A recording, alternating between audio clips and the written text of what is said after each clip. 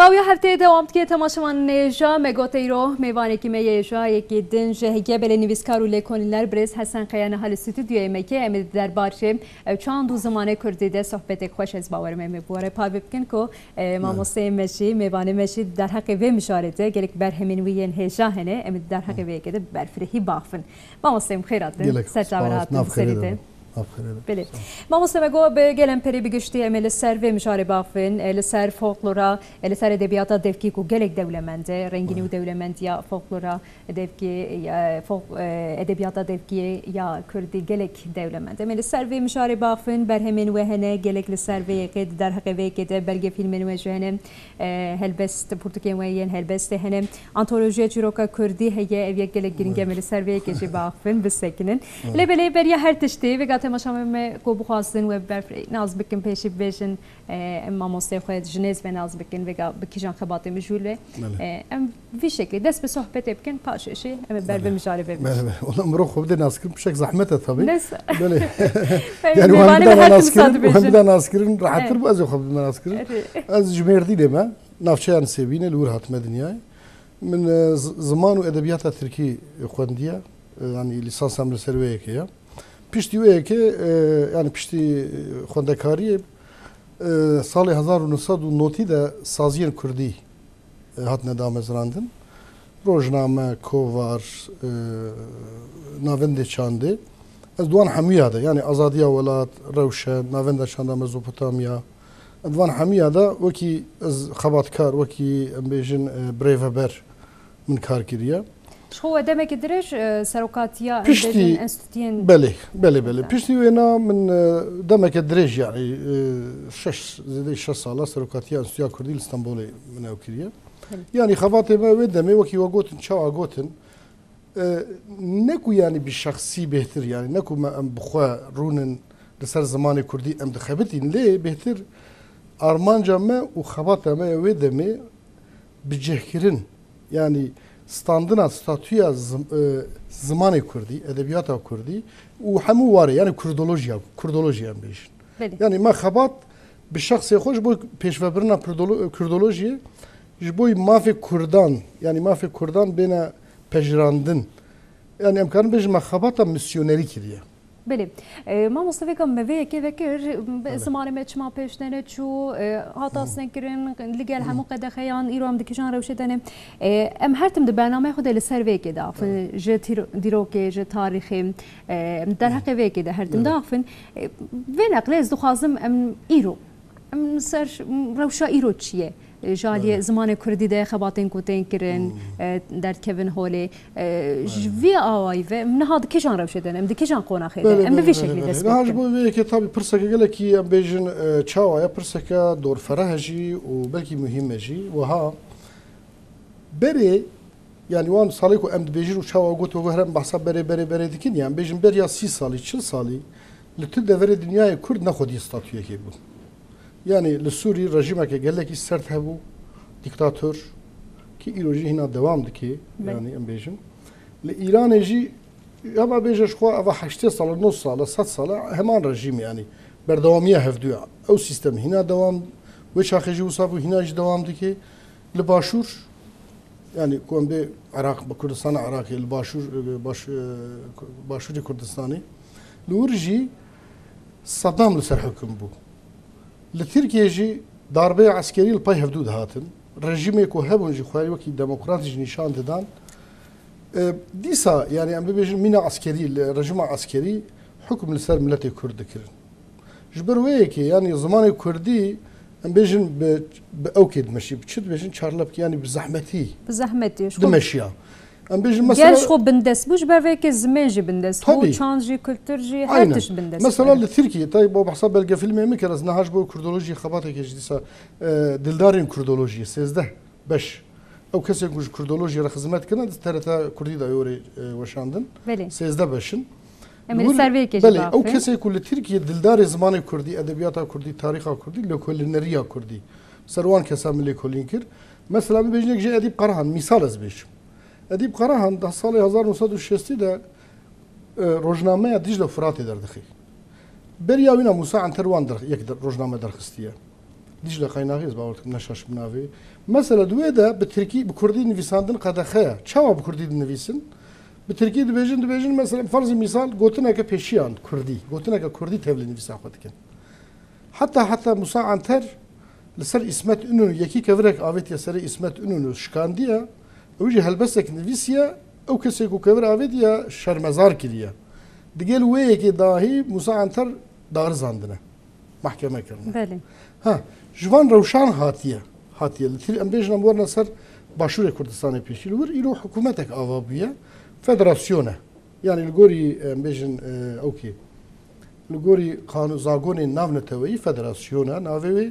ناوی حریم کردستانیه بله اوانا کشتکی فرمیه نکو ام بیجن از بیجن یعنی هند بیجن نتوی نیک بوی Birleşmiş Milletler نتوی نیک بوی بی آوایی پجران بناف گریه bir şekli ایجاج برو کولور او روشه بویه نممکنه هنا دمرا özal de yani pişti 1990 شخو نممکن بو هم لدنیای پیشوچون دنیای تکنولوژی و خبات ملتی کردی گله کی خبات کریل هر چهار پارچاش هر پنج پارچان بیجن چاوان بهنا جناب حنکی بیجن پنج پارچان کرده کافکاسیایی و دیاسپورا و اف دولتی کو ما گوت دناوانا گله خبات چی بویا هر بچوک هر مزن بس نزیک صد حبر خستن و پارتی هنا هر یک جوان گورا قوت اخو و کس جهنا شخص روشنبیر بسري خو خبات كنا خبات هاتيه جيك الور بيد وكي من دولتي يعني مثلا بيجي مسعود برزاني وان رجال امريكا بو جبو يسرخوبون يجبركو عرب براستيجي هنا نبونكو كرجي ولاتك ملتك جار كردي باشور مجبور بينكو بيجنا بخوف خو اداره بكن افهموا بزمان وادبيات رجريداي نكو سياسه اسقالاتكم بيف جريداي شو زمان بزمان بستاتيو فجريداي لور ام بیشتر دولت آواب یا ایجا خورده ما چون خواندن دکترا کردن ورده نو هات ام ورن سر 10,000 سری نوتی بشون دل ترکیه özel او ستاتویا پیشگرتن زمان کردی قداخه راکر پشتی راکرنه چاوا گاوا مگوت اجی نفشه وی دمیمه ام کتن نوان سازیا مثلا وی شاخمت özgür gündemi de haftaya jareki به ترکی ام بیشتر سر جگر خوین سر دلدار شاعری ما مثلا ام بیشتر شعری کردان هلبسه کردان ده جن ده هلبسان ده نوروز او پشتی وان نوتی ده افدهات نویساندن مثلا کوارا زن درکت ام بیشتر مدیا güneşi درکت نوبهار درکت او اکو مگوتش خو آزادیا ولا از پیشو ولات بود تنه ولات درکت تاشی بو آزادیا ولات پشترا ام بیشتر روشن و زند انسویا کردی ناونده شاندا مزوپوتامیا چند حب سازی دنجی هبون آریا ناونده شاندا آریا هنک گلک چی دنجی بله وان برای بناف دنگین هجا اوانا درکت خبات سر کرداتیه کرد کووار درخستن ورده والحاصل بکرتی ام گیش نرجیه کی ام گیش نرجیه کی او نشم گوتانا 2002 ده حکومت هاته گوهرتن پشتی حکومت هاته گوهرتن لگوری رکیتیا اوروبا روشای کیتیا اوروبا هناك له هاتن يعني خباتن اوكي خباتي شو بيجن uyum yasaları Türkiye yani eko yani yasayı Türkiye bu gurun lgurayı Avrupa lguravan beriya hükümete AK Parti'ye hükümete dinci yani hükümete ana yol sol navi tam ne bileme hükümete koalisyon bu vancine xabat şekli. Beli aslında liltengen koduna berat ekleyen her du aliyan de jboko veke şöyle rakın ev zagon ev yasa kanun derket. Beli. Vamos sevega dimeran de derhenere de beje evje belge filma daviye. Se dimenen xoş xoezay. Beli. Per jehre mi ve ev az bavortkim ev de slopi evdir. Şarnax evdir. Beli. Heri mamaçxa. هر ما قد دولة من ده بآخر خوابه. بله. أري. عينا الوصال. باموسه. أما السر دي صباح في السر دي سام وجر مشارفة. بله. إجار بيش 2002 يا وكي ما قلت في حكومتي هناك برنامج قال لك دور فرح السر أم بيجن قلت كي أما استاتويا كردان ببجن. يعني أب في أوي خباتك قال لك ببيش بيجي شيء إيرو مثلا بيجن TRT Kurdî. Evet, 24 saat ve şan azindi bi zamanı Kurdî dike. Le zankoyan beş zamanı Kurdî ve bun. Gelek xabat hene tabi emman xabat az bixwa televizyon aynı televizyona Kurdî de jî miraxne jî kir. اجاليه كده ارنيد بينم اجاليه كده وها يعني امر وشنبير ام دفيك وام هرجار هين بهتر بخوازن يعني ام نكار بيجن الحمد لله تشتق واتشي بو ام دعوات دوزات شدكن çünkü Kurd milletekin yani mesela farzı misal madxwast zagona bingehîn bahata guhertin zagona bingehîn bahata guhertin hatta ew bendava ber bendava hilbijartinê bahata gurt hûn ê bêjin bendava hilbijartinê û zimanê Kurdî çi eleqedarî bi hevre heye dê ez bi hevre dibînim çima hûn ê bêjin heger mesela me bêjin Partiya Kurda ê ku herêmê ew dikin yani temsîl dikin bikevin meclisê de ew ê şaxwe bêhtir mesela Kurdî terörize nebe ew diyalog şebibe ew ku em bêjin li ser navê Kurda çûna meclisê bêhtir doza pêşvebirina zimanê Kurdî statûyayê Kurd bikin mesela dibêjin îriş teva me beşek vekiriya Kurd doza çi dikin ev piştekî qelse çünkü Kurd milletekin yani bi rastî jî wekî hemû milleta heta çawa got em edebiyata devkî yani ez خوازم پر درش کردی از کارم ببرم. نه نه ما سویگات گفت علاقه‌ای گلو هیتونه شو سیاست و جواک گردای هفدونه نه ممکنه که مر وانش هفدو جدا بکه جواک ده که جان زمانی داخلی ev یکش گرینگه تف گردای هفدونه لبله yani عالیه که جناویجه ev دوزاوان بو me بداوی کر دوز نه راست نه بیشتر شو گرینگ شو هجی گاو دن آویتن یا tabii ne بجارتنه نه بجارتنه parti جمهور دجون dedin, haber dedin. Mesela az qanaatan ma heye ku ilo الامرالي öcalan و milli istihbarat ise hevret tekiliye datinen.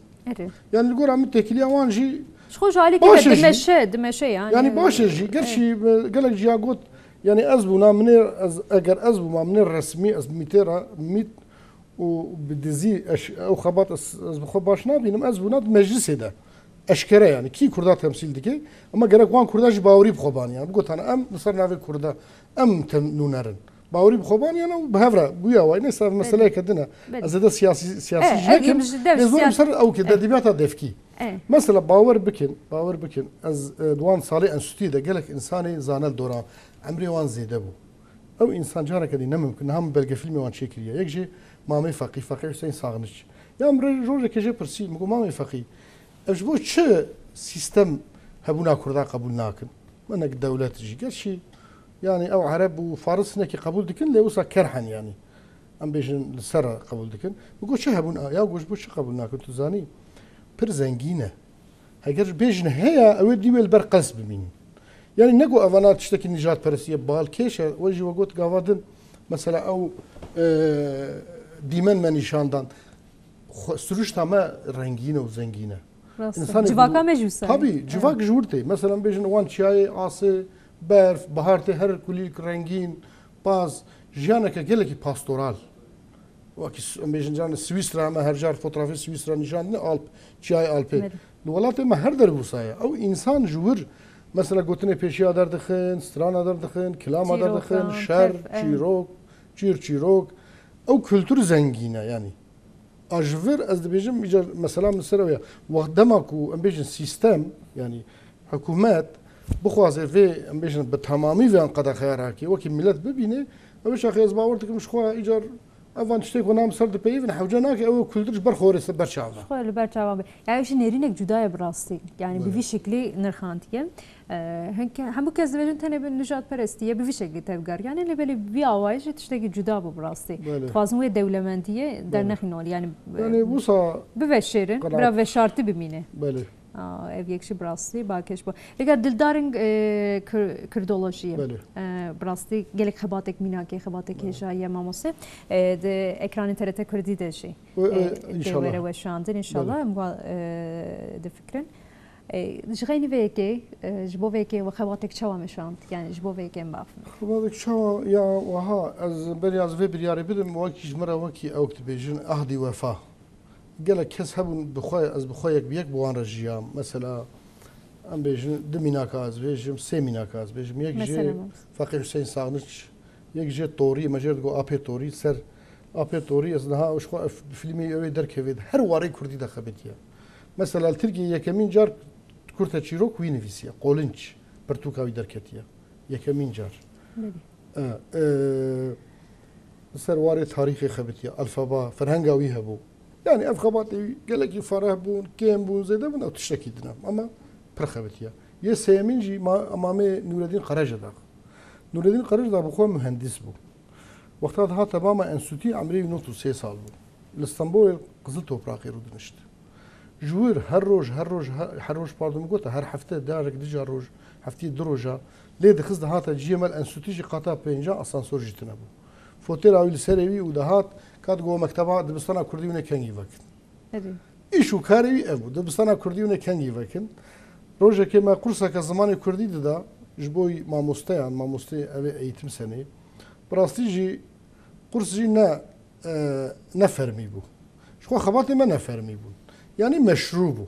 Negu yani illegal bejin bir dizi tamamı. Ma marov 45 kesi diziye ki marov tkare bir dizi dersi bir devan. Hala ders dayin çava dizi şey bebe.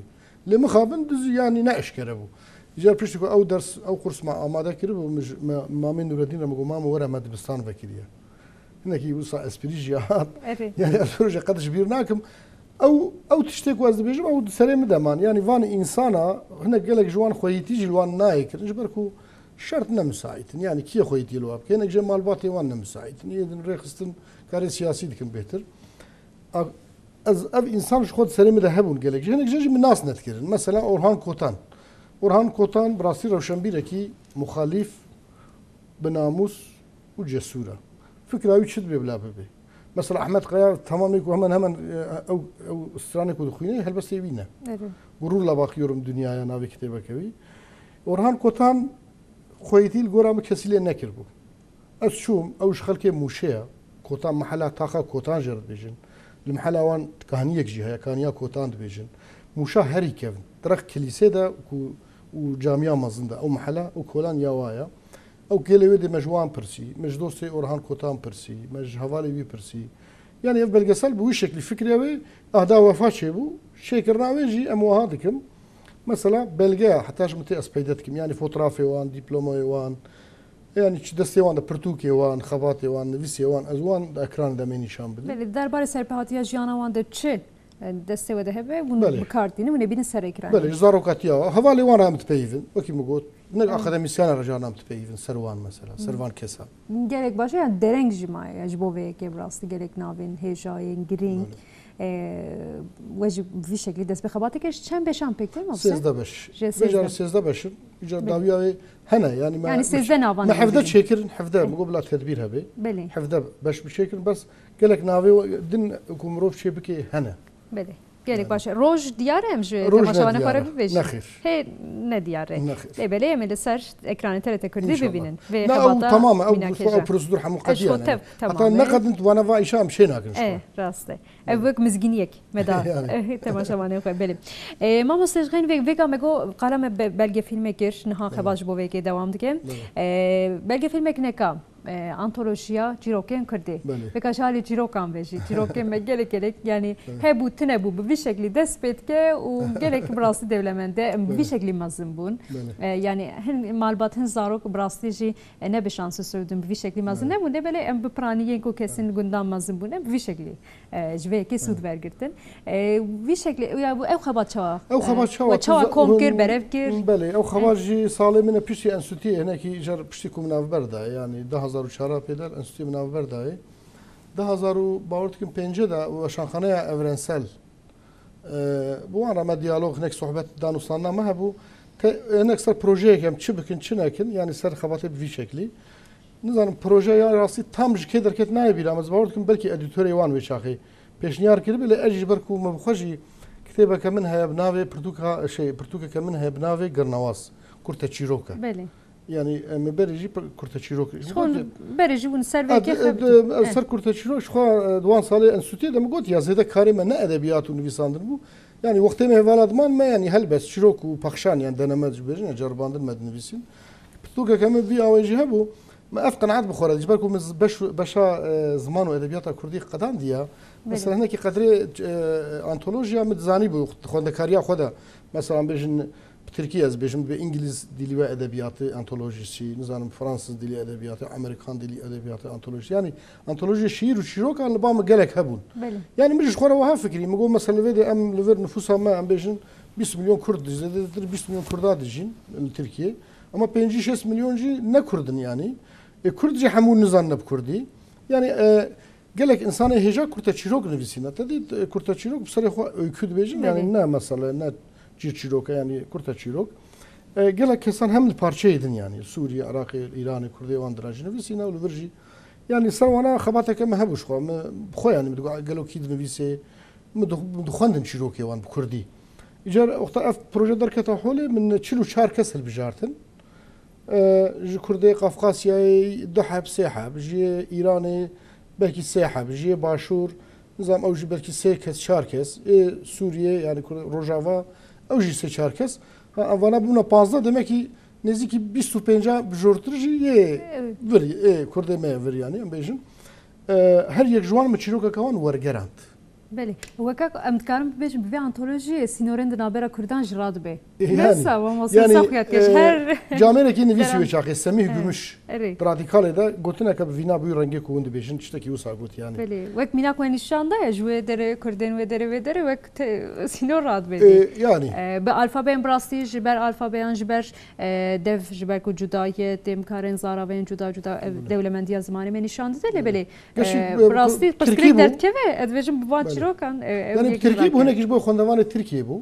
Yani mesela xwendevanê Tirkiyan jî êku Tirkî xwîn Tirkî xwîn êku Tirkî dixwînin mesela bêjin kar kurta çîroka Kurdî çawa ye kîne heyata wan jiyana wan jî 44 kes min jiyana wan ji nivîsî pêşgotinek jî tarîxa kurta çîrokê yani ji dema rojnameya jîn ez bawer dikim neşaş bim navê çîrokê anha vêga vê mij bîr kir li xewm tiştekî wisa yekî bi soranî li Stenbolê ji kurta çîrok cara yekemîn nivîsiye ew ji wê rojê heta îro tarîxa kurta yan nivîskarê çîrokê û dawiya pirtûkê de jî navê çîroknivîsê din jî me nivîsî bes me got me nekarî vê carê em vana hem çîroka wan wergerîn û hem jî jiyana wan bidin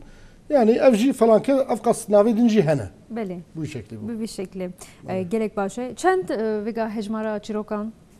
mamoste Dûr de ne duê pirtûkê de duê pirtûkê çil û çar kes 44 nivîskarin 44 çîrokin belê ya herî zêde ku bala kişan yekî cudayê ku me nebihîstiye em binavûnek çîrok ji xeyîn vêkê ya ez nivîskarê şaş ne li bê car din bêjin carekî yek sa çîrokeka ku bala herî zêde kişa wallahi çîroka hevalekî başûrî bû ez bawer dikim Ferhat Pîrbal newsa şaş nekim îşallah ku şaş bim ji li borîna xwe ji nada dixwazim Ferhat Pîrbal ez bawer dikim çîroka wî gelekî li min balkêş bû çîrok wiha dest pê dike rojekê leşkerek têba komandarê xwe serê xwe derdixe û datîne ser masê serê xwe derdixe datîne ser masê û dibêje îşte derdê xwe dibêje dibe ya îşte dibe ez mesela şer yani eşa xwe şer dibêje ha ne efû bike yekî lingê xwe datîne ser masê lingê xwe datîne ser lingê xwe jê derdixe datîne ser masê dibêje ki ev lingê min nayê komandar jî dibêje yekî berpirsiyar dibê bibe nav lingan bibe embarê ciyê depoyê bila ji xwe lingekî hilbijêrê çîrok wisa dest pê dike yani jiyên din cudatir e balkêş tiştekî pir balkêş e şer dawî peyaman jî dide peyamên civakî ji birast divir de îcar lingê wî mektûbekê ji re dinivîse yani ling dibêje dibe ez pir westiyam û ji seroka û ji siyasetê wisa jiyana Kurda ya van 45 salî bêhtir li başûr tu zanî em bêjin enfal çêbûn û tiştê dîgerek mesela ana hal vir em bêjin 40,000 insan hatiye kuştin li Tirkiye 40,000 insan ji her kesî yani gerilla, asker, sivîla ji her kesî 40 insan hezar hatiye kuştin ama enfalê 170,000 bi yek carê texmîn hatiye kuştin yek car 170,000 tabii merev nikarin mirina bidê berhevdû yani 170,000 geleke yan 40,000 geleke her mirinek dinyayeke her ji bo dayîkekê yani mirinek dinyayeke îca ew çîrok pir balkêş li me hat yani tam niha malûm e çîrok aqlê min de pir namîne دريجن شو السلاف خوي ام جبر ويا جامري سلاف دكن براسي شو كهلك بالك ام سلاف همو خبات كارين ين كسيكو خدمت ددن دلدار زماني ادبيات وجه راسته دلدارين زماني كردي وبفي شكل شخو دلدارين كردولوژي شي بلکه فیلم هم دیسا دوباره بکن اوه دیسا دکران تلت کردی ده وره وشاندن بله ما مسته مسروی که جو آخفین چیروک جبو مبراستی مگو گرینگه گرک دولمنده شخو فولکلور yani peşkısına em beşin zaman u çandı yani civate ve civate nişandı yani çıkas peşketi ve folklor rehnedik tuzani hne dibejin ki folklor قيمتها ونزان dibejin jboyna وها هناك معلومه فكرين جهه هنا يعني ناف كردان دج الدنيا يجي dibejin folklor edebiyata modern dikuje وكي حمالي تنبليه عفراندريا مرov نویسکار yani kemdiki ev ali ve hele zusa nafikrim folklor kaniye yani kaniye herkes şeş xora قدحك جي داد جري بصر داد خرد فدخوي كانيا بافو كالانه aynen يعني وين نبينن تنبكن تي ديروكا خوشي تاريخا خوشي çanda xwe bigişte tune بله yani duvan da sosyoloji he folklor da mesela bejin gotine peşya dis gotinak ev Türkiye ve şu bejin avan tekerleme eri yani em bejin stran hala bir saat stran yani Kurdi bistranı xod be Kurdi yani heger dengbej nebuna dayı ki men nebuna nelorandana مدرسه کردستان جی نبونا مدرسه anda mesela havalı ki mara وها گوش bu medrese ji az bejim çünkü bahsan belge filminin medrese havalı ki mara ev got yeki mensubi medrese ki got li medrese bavu kali ma ye goti ji medrese Şeyh Mustafa Sisi ku Sisi gunde liceya ابو خوجي مصطفى سيسي خلكي صوران باشور هاتنا قد مدرسه ما دا بيشتي قراني هر زيدا ديوانا ملاي جزيري هاتا خوند يرو ملاي جزيري يعني امريكان بحساوي امريكان بصاله بحساوي كنا كيفاش مبالغه نه مبالغه ملاي جزيري تشتكي دنا يعني مدرسه هكا ديوان مدرسه هذا ديوان ادبيات ديواني نبويا هكا دايك منبونا ودنگ بيج نبونا يرو زمان كردي Nasıl? Ya ve de televizyon tane, radyo tane bir şekilde te çava tekliye deyini yani te hatta iro wan mecun çavkaniyan te çava bini hatta iro deng bejemani norne daykemani hatta iro tişten ko bavu kale mejin hatta iro bisayawan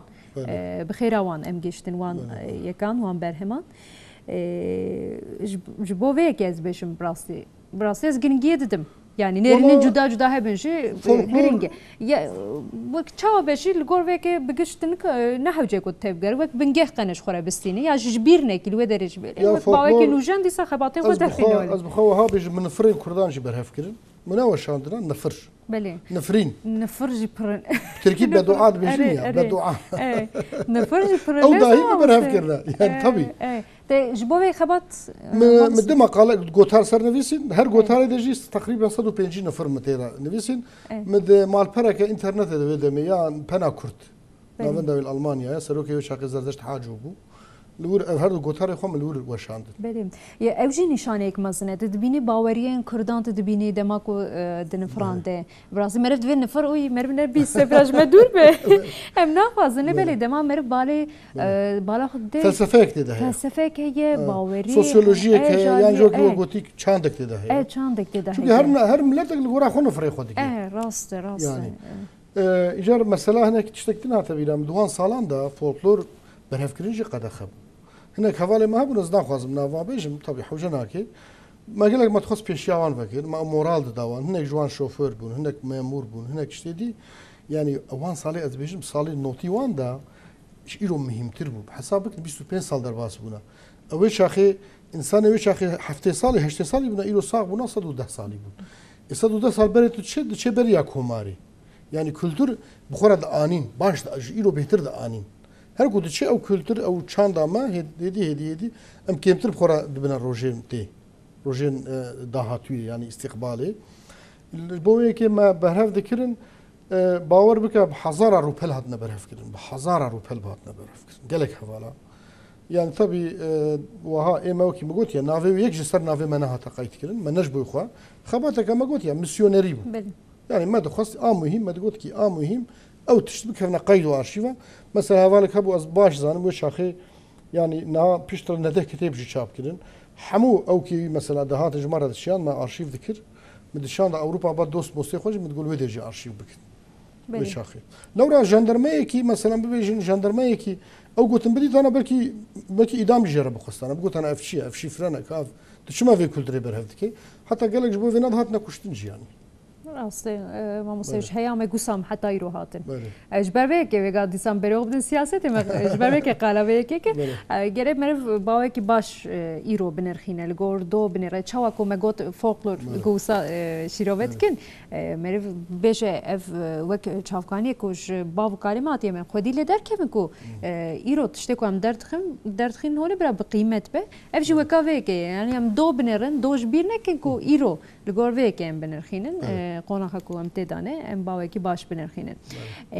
ما مستوی مگو مدرسه گله گیرینگین تسیرا مدرسه لسر زمان کردی گل سر وی که جی خبات کوی گله جاهی که برگ فیلم کوی که تسیرا مدرسه لسر زمان کردی چه ابو ام سر وی که ها تسیرا مدرسه قلت هذا اکران دوا اجی لید نرم ودانی سر او گنده گاوادن درباس بو گنده کی والایا درباس بو گنده کلور والایا تمام يقول فيكو فالا او درا ان هواي خويات كي ام مدرسه بريا اسلاميته هبو بله ام مدرسه ان هواي سر اكراني مدرسه شيخ حسيني كينيكيا بدرخان بك افج وشاخي مالي وقفه بو دير بو بشترا بو يا كليسه بله فقط مخابن اواي قول جويرانا وواي مدرسه جي كسل نبو يخوي كاس خويلي دانا وكيل مدبيجن مش بو كردات خبتن ابا بلي نافي بيقول ديجي كنك هلا صار نسيبينه يا نصر جعديش دام روج نسيبينه شي جزيره بلي مش قال لك قال لك شام بالا قال لك افغون طبيج عاليه وشاخي الاداره وشاخيفه بلي ما مصي مروفين كلنا دركتن او مروف قصيده بر خوش دبيجن او درج ملا حسن جراز باورتكم تيغوتن يديج ملا محموده شنين قندبون يعني نشني قندبون بمره طفاله ابو بك مالك يمدمات اوجقت تنين نفسه قد مالك مزرايك لورها مختارك هي او قال مهات فقط سريت هذا قاجي تليفون جمره هاد جو عسكر بيجيك بلا زوبش اره تقول شو عم نقول مثلا ما تقول فيلم مجبوط ثلاثه اماده كده قال نوصل دستور جندان يعني جر مدرسه تسيراوي وبرسي سر زمان قوادين جي مقوت مدرسه ما يعني مثلا كتابه قد خوينين تنافون ده كتابه كردي هنا مثلا كتابه ملا خليل السيرتي نهج الانعام ام بيجن جرامري اوانا بكردي او ديك نو بهارا بتشوكان يا احمد خاني بكرديه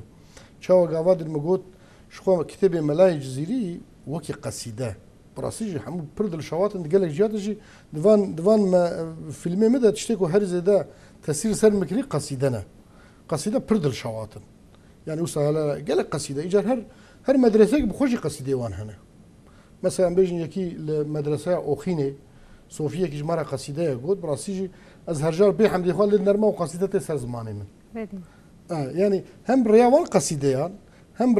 بريا امبيشن ما قول ادبيات الديوانه يعني ديوانه دنفيسن مرسيات دنفيسن حتى المدرسه ده قال لك كتابين دكتوريه بخوجي درماني بزيشكيت بيجن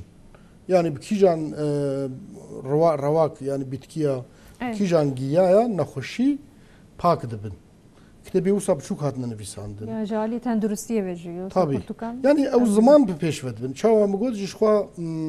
هناك جراجي هناك مولودات نفيسن مثلا ملا امينه حيدري مولودها كرمانجي نفيسيه بروخشه يعني جبل يا ملا حسيني باطي يا ملا امينه حيدري هي يا ملا احمد زنارخي كي ما افهردو هم مدرسين بريده مدرسيه وان مشيكرنا افهرت كسي مقوتن ملا امينه حيدري وملا احمد زنارخي مثلا شنو ملا احمد زنارخي مساله شنو مساله هناك هيجان جي هيجان شو يعني نكو هيجان استوديو هيجان وي كاري مراه يا مثلا ملا احمد زنارخي قصده 2011 جبوا مدرسه بري شو مبالي يعني جبوا مدرسه سردحلي مدرسه سردحلي الجزيره يا شيخ سيدايا او كريوي شيخ سيدا كوري شيخ نور الله هردو اجي هلبس نفسينا بكردي يعني مقول المدرسه يعني ام بيجن مثلا قال خورتي ما في 20 سال نفيسن انا حفتي سال بري شخو نفسينا فرق وان شب حرفي عربي نفسينا الفابيل اعطيني نزانن ملا احمد زنارخي اجبوي سيداي بي شيخ سيدا جي ببرسم يسر دحلي بس شو ما مالاوي لجندي لشرنخ هزخ شو ما مالاوي طبي بحصا سيدا خوش مراكيرش يعني كاميرا روبورتاجي هذا الشيء كرن بس بر باصرار دخص مرة بحصا خو بكي وهالبس خو بخويني وبحصا برهمي خو هشت حب برهمي ويهبو بحصا فانج مره بكي هيج برهمي ويجي لدر دورا بي چند حبزان نزان يعني حوالي وي لويدر لوي نافچه ايكوين ناز دفج parçaya دي عراق وإيران وسوريا برده لتركيا يعني بيجن ناف جيران گوندي جيران بكي نزان برهمي هنا جبوك خد خص خو ifade بكي من جرگو مگو سيدا هاري من پرز ده امي هنا سردحلي جمينا كنكي گوندكي والا كريا شالي اولكاري وجالي علشكريه وهاتيه والا كرن ام بتش زحمته ايفاري دبي درنگم ديت اولكاري مساله هي بوي اواي مسوز دايم گروجك استيمه باتا بلقى فيلم تجي امي تشيك سرفان برهما نسا چا افا 5 سال درواس بونه 5 سال درواس بونه ای سال جبو في دلدار كردولوجيا از المالباتا وي گريام المالباتا وي گريام گودن احمد زنارخي فلج بويا نكاري باخوي بدين يعني اشتكي تراجي يعني تراجيدي قلت نكاري باخوي ام شون مال احمد زنارخي خدي كيلو شيخ ما بير ريبورتاج شيكربو هرش ما جاي برسيبو و ما فيجا تاني ما ديماني ويكشان نداخل يعني هرش تبي ساغلما فالجيل خصيا نكاري نكاري براسي حقيقة تشتكي جيرك تراجيك يعني دما دفان خباطان ده تشتين ساج ولا قايد تشتين ساج هاتنا ومستمر السيرش مدرسة أنا شوفك وقت ما برنامج بازي جولاني جشن زمان كردية امج به دریسا وک خباتک مینا کوارا هوار ده سال 1932 انده لشام سوریا کو هجمار اول دوی دیرو که دوی تاریخی ده در کس جبر وی که سبب که جلالت علی بدر خان ام وی که جبیر نکن باز گلانشی روزا جشن زمان کردی زمان شیرین زمانی مگه زمانی دایکی که جبو وی که تشتگی تخازم ببیشن هی ماماسه شکلی مثلا بتاخد دایکی سیاست و گریدایا لسه برافض السياسة نفسها شو برافض سياسة دستورها وهابي از هرشف الإكران هذا يعني أم ملت هم ولاتي في ولاتي أم في دخازن أم نابجن هرتشت برجواندي كسايتي بلا نكسايتي بي بلا نسياسة روجانا بي أم دخازن همو بارتية تركيا يعني هن زمانك بوزيتيف بكاربينن هذا جبوي تركيا لازمه از بخوا قالك علي ايديولوجيه وفكره مجهف جهيه راسي بيجم لي هذا تركيا لازمه او هذا واك بارتي في كونسبت اخر لكن المجلس هذا بهذا دوام بك بس فكره خو بي اي اگر افهبه زمان ما ججنا زمان كردي سالا كدن ايصال امي بهيب اواكي ريكوبي كتير بكي كونفرنس كده انقره مثلا هر چهار پارچه كردستاني انسان ور çünkü به قبول کردن براستی قبول کردن دولت مازن دبن به نخماندنه ام بیشم و شرطنه دولت مازن نابن دولت هر کدی چن او ضعیف و قلص ببن يعني خده داوية ما يعني داوية تركيا داوية ميناكو سوريا بباريزك وامنا بنا مينا سوريا وجهيدن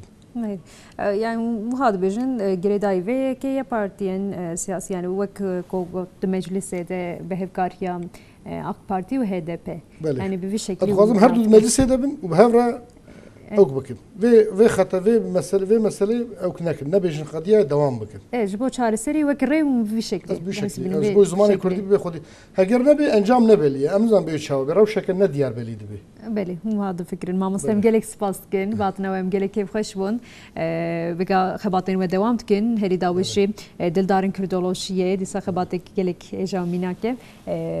بس هزده بشان جس هزده بشان بيكتي جكران تلت كردي وتماشوان ادكاربن للسروان كسايتن جرين ببرفرهي